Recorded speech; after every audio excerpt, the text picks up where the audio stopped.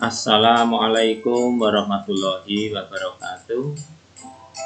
Baik anak-anakku, selamat bertemu lagi dengan pelajaran IPA materi adaptasi makhluk hidup.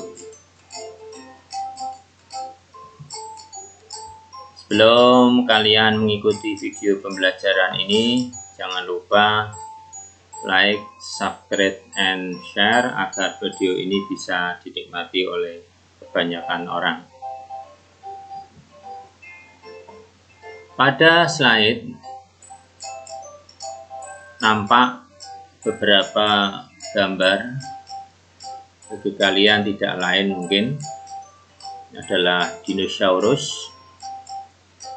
Ini juga sama, dinosaurus. Ini adalah fosil dinosaurus. Sedangkan ini adalah fosil gajah purba. Semua binatang itu sudah tidak ada lagi di muka bumi ini. Kita lanjutkan. Adaptasi makhluk hidup. Apa itu adaptasi makhluk hidup? Adaptasi makhluk hidup adalah kemampuan makhluk hidup untuk menyesuaikan diri dengan lingkungannya. Adaptasi bisa kita bedakan menjadi tiga. Ada adaptasi morfologi, ada adaptasi fisiologi, ada adaptasi tingkah laku. Adaptasi morfologi itu bisa terjadi pada hewan serta tumbuhan. Pada tumbuhan ini bisa kita kelompokkan ada xerofit, hidrofit, higrofit. Kita lanjutkan, adaptasi fisiologi bisa terjadi pada tumbuhan, hewan, dan manusia. Yang ketiga, adaptasi tingkah laku. Ini bisa terjadi pada hewan, tumbuhan, bahkan pada manusia. Baik, kita lanjutkan. Adaptasi morfologi adalah penyesuaian makhluk hidup melalui perubahan bentuk organ yang berlangsung sangat lama untuk kelangsungan hidupnya.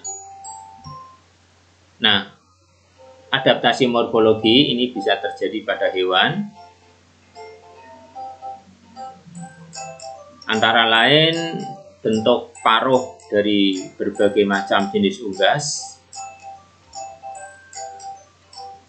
burung elang, burung bangau, itik, ayam, burung pipit. Untuk bentuk masing-masing paruh itu sangat berbeda satu sama lain sesuai dengan fungsinya. Misalnya burung elang ini untuk merobek ya. Kalau ini itik ini untuk mencari makanan di dalam air, bentuknya pipih seperti ini. Selain bentuk paruh juga bentuk kaki dari masing-masing binatang tadi. Salah satunya adalah itik. Jari-jari itik itu di sela-selanya ada selaput yang sehingga membuat itik ini mudah untuk berenang. Berikutnya adaptasi morfologi pada hewan. Ini dijumpai pada berbagai jenis serangga, terutama pada bentuk mulutnya. Ada tipe pengunyah, ada tipe penusuk, ya, dan lain sebagainya, bisa kalian lihat sendiri. Baik, saya lanjutkan.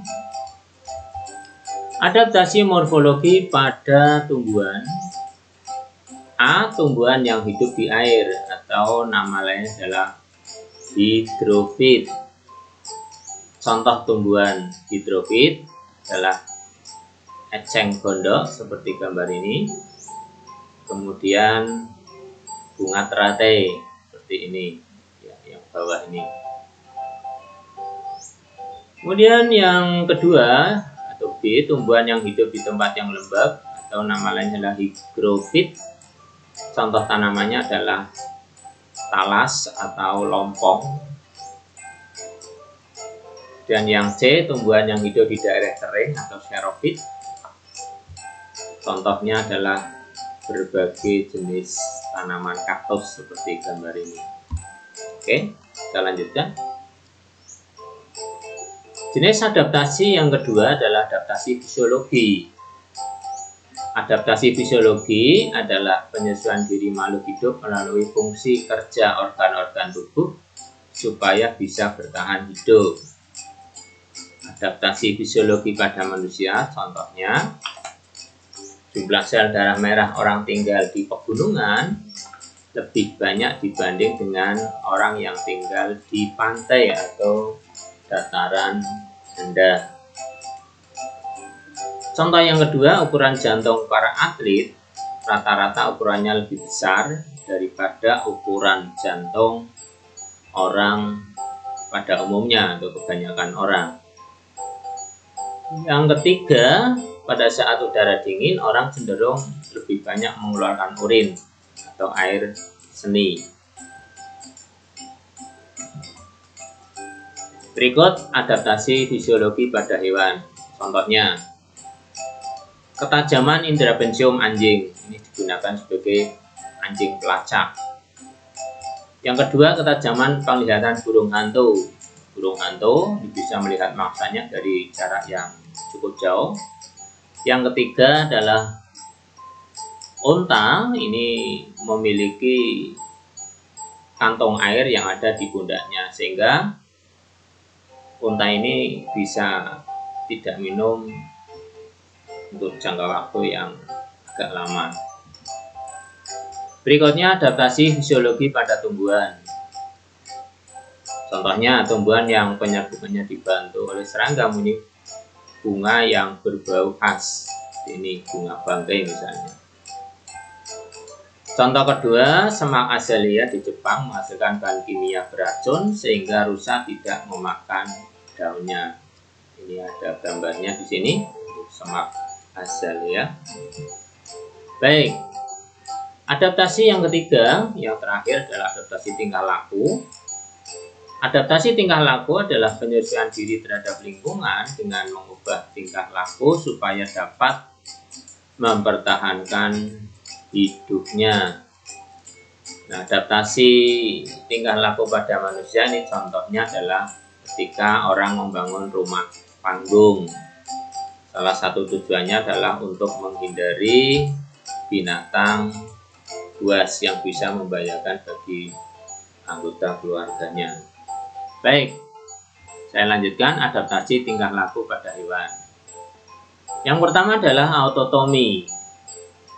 Ini teknik melepaskan bagian tubuhnya ketika binatang itu merasa terancam. Ini terjadi pada cecak. Berikutnya mimikri, teknik memanipulasi warna kulit pada binatang sehingga menyerupai lingkungannya. Ini terjadi pada bunglon. Ini hampir sama dengan warna daunnya. Ini juga sama ya. Oke, saya lanjut. Berikutnya hibernasi, teknik bertahan hidup pada lingkungan yang keras dengan cara tidur menonaktifkan dirinya saat musim dingin.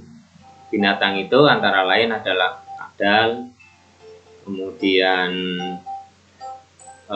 ada ular, ada kura-kura, ada ikan, kemudian ini adalah binatang kutub. Baik, kita lanjutkan. Estivasi atau menonaktifkan diri pada saat lingkungan tidak bersahabat, suhu yang panas dan kering. Ini terjadi pada ikan paus suatu saat muncul ke permukaan sambil menyemburkan air. Kemudian sekelompok kerbau ini berkubang agar tidak kepanasan dan dialami juga oleh cumi-cumi. Berikutnya adaptasi tingkah laku pada tumbuhan. Ini terjadi pada tanaman jati dan pohon randu ya. Ini jenis tanaman tropofit, akan menggugurkan daunnya ketika panas terik terjadi atau pada musim kemarau. Selain itu juga terjadi pada tanaman jahe ya. Ini juga sama karena mengalami hal yang serupa. Demikian pembelajaran video kali ini.